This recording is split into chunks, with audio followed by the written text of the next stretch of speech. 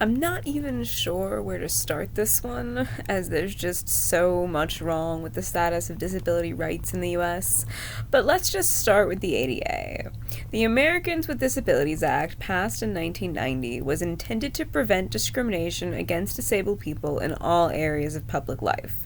Which sounds reasonable and good. You probably recognize that the ADA is why businesses have ramps or why service animals are allowed in stores. But the issues with the ADA violations, much like the issues I talked about in my last video with regards to workers' rights, is that the burden of upholding the law is not on businesses per se, but on the affected individuals. ADA violations can't be reported to the cops who come and punish the perpetrators.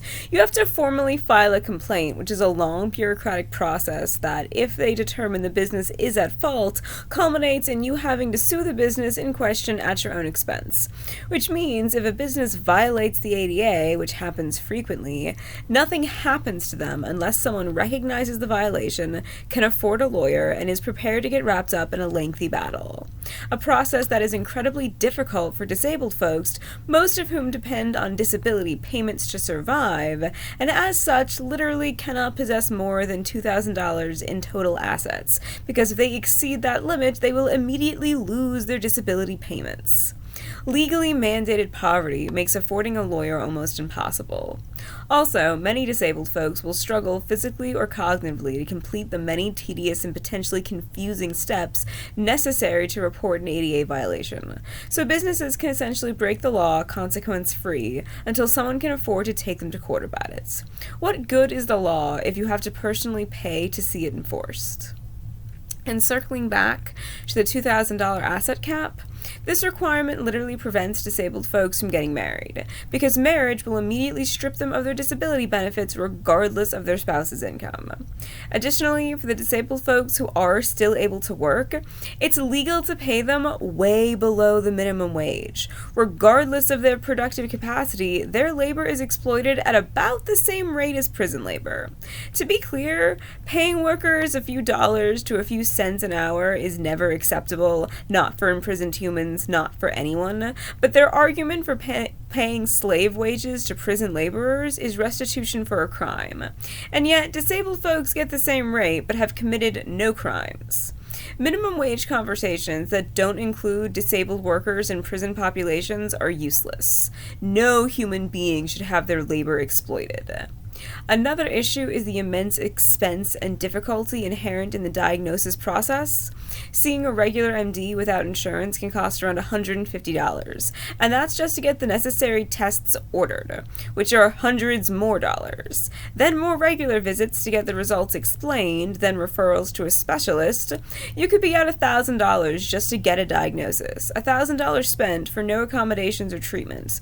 So if you need a diagnosis to get accommodations in order to maintain employment, but you need at least $1,000, not to mention months to years, just to get a diagnosis, and you can't get the money without a job, but you can't maintain a job without the accommodations, which you can't get without a diagnosis.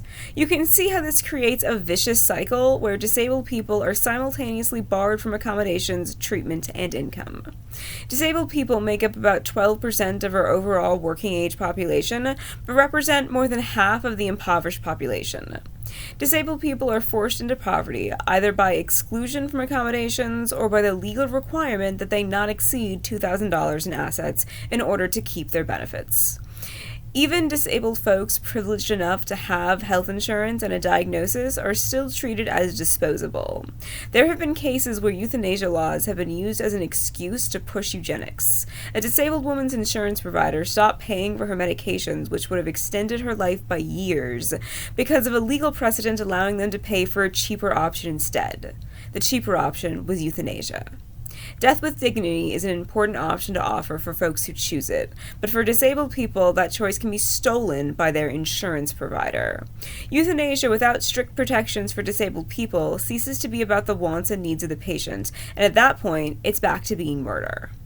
Disabled people are forced to pay thousands of dollars just to get diagnosed, thousands more for treatment, given income caps no one could live on, and thus stripped of their marriage rights, at least for the poor who can't afford to lose their benefits, paid well below the minimum wage, can be killed if their insurance provider decides that's cheaper than paying for what will keep them alive, and to add insult to repeated injury, cannot even enjoy the rights guaranteed to them by the ADA unless they can also afford a lawyer on top of everything else.